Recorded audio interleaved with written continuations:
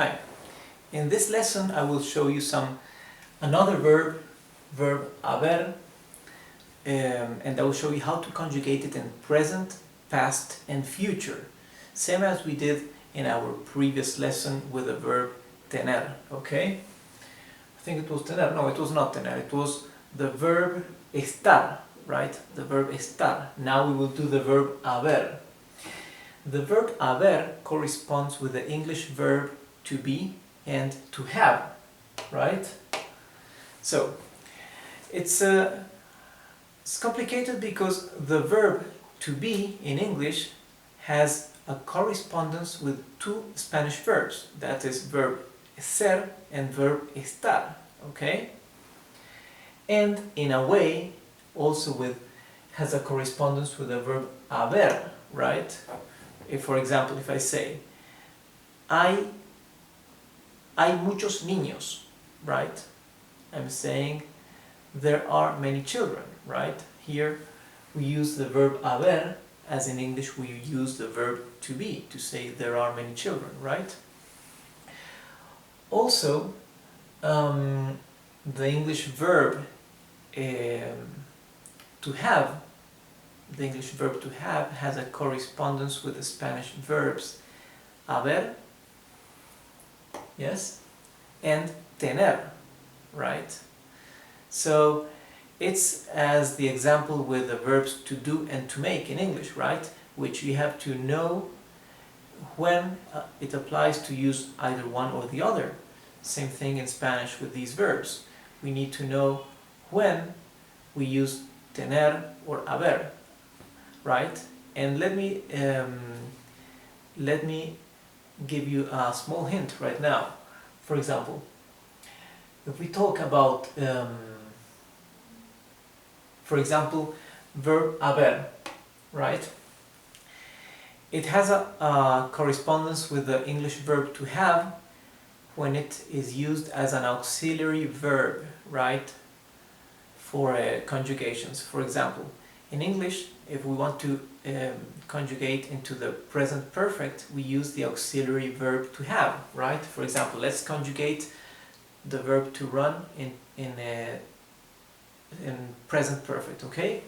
We say, I have run, okay? Yes? So we are conjugating the verb to run, but the verb to have is the auxiliary verb, right? So we do need to use verb to have.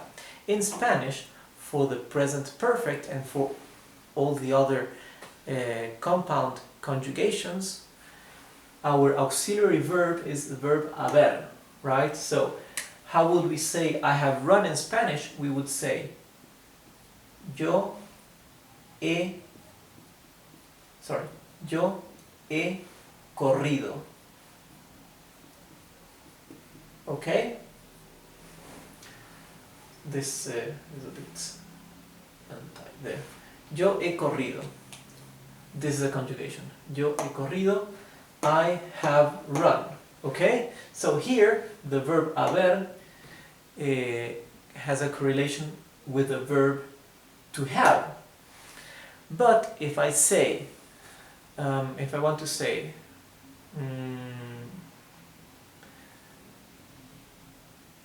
I have a pen. No, not that example. There are two pens here, right? There are two pens. In Spanish I would say hay dos lapiceras. Okay? Hay dos lapiceras. Dos lapiceras. So we're using hay from the verb haber, right? That's why I tell you that verb haber it means to be and to have.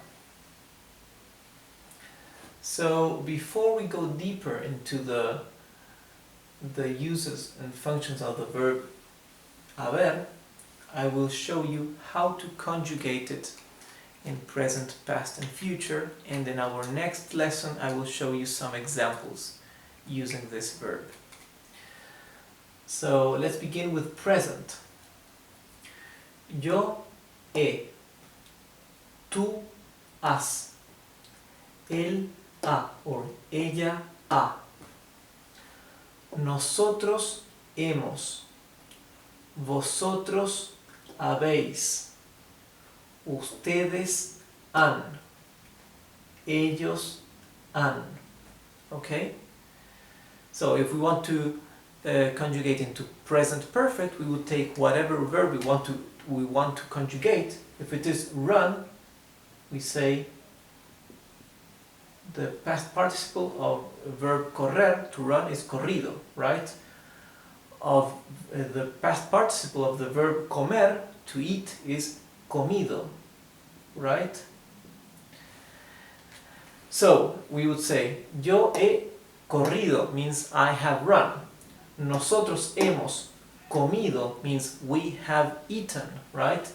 Ella ha comido means she has eaten, right? So this is the conjugation we would use for present perfect, right? And this is the present tense of the verb haber. Let's see verb haber in past, in pasado. Yo hube, tú hubiste, él hubo, ella hubo. Nosotros hubimos, vosotros hubisteis, ustedes hubieron, ellos hubieron, right?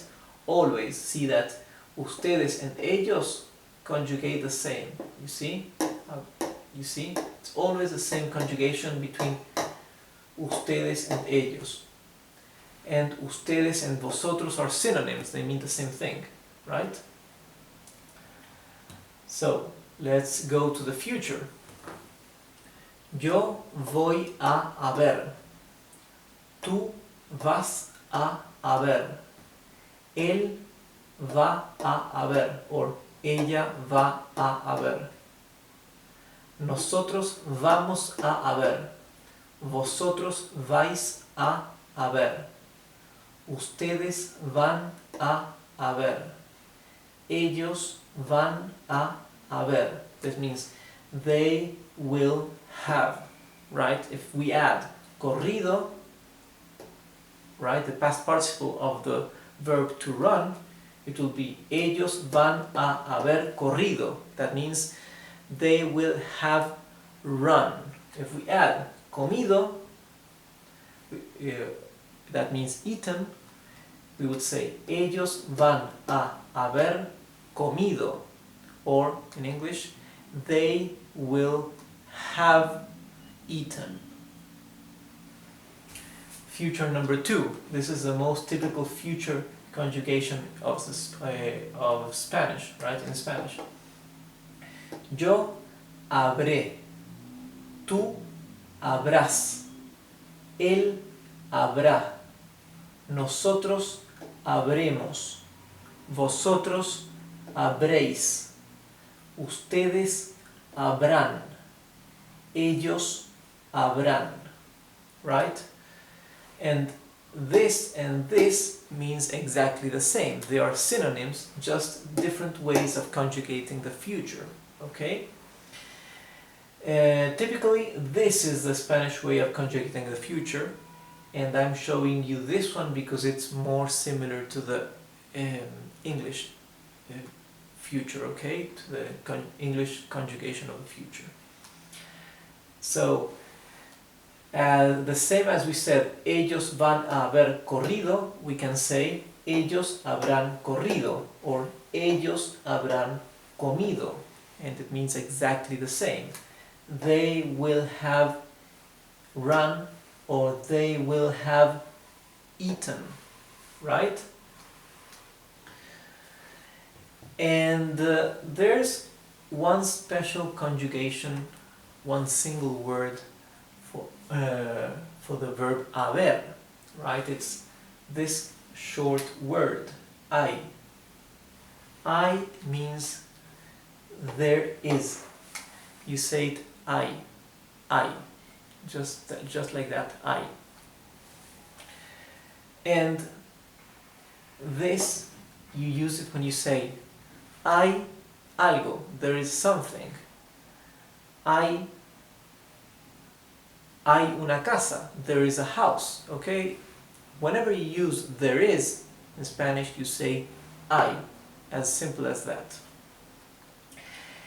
And it's written with H-A-Y, H-A-Y, different than the exclamation ay, right? This is the Spanish exclamation ay, means ouch, right? When you hurt yourself, this is a common way of exclaiming in Spanish, ay. But as you can see, it's written without an H. And why have I marked these in red? Because these correspond for he or she, and also for the subject pronoun it in English, right? For the abstract also. So if we want to say it will rain, sorry, yes, no, it will rain, no, because we are using verb haber. Let's see, there was a storm, okay? We would say hubo una tormenta. If we want to say there were many, we will say hubieron muchos. Hubieron.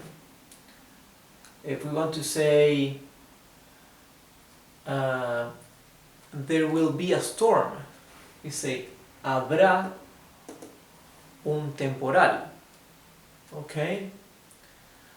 So these that I have marked in red are very much more used because it's there will be, there has been, there are, there is, right?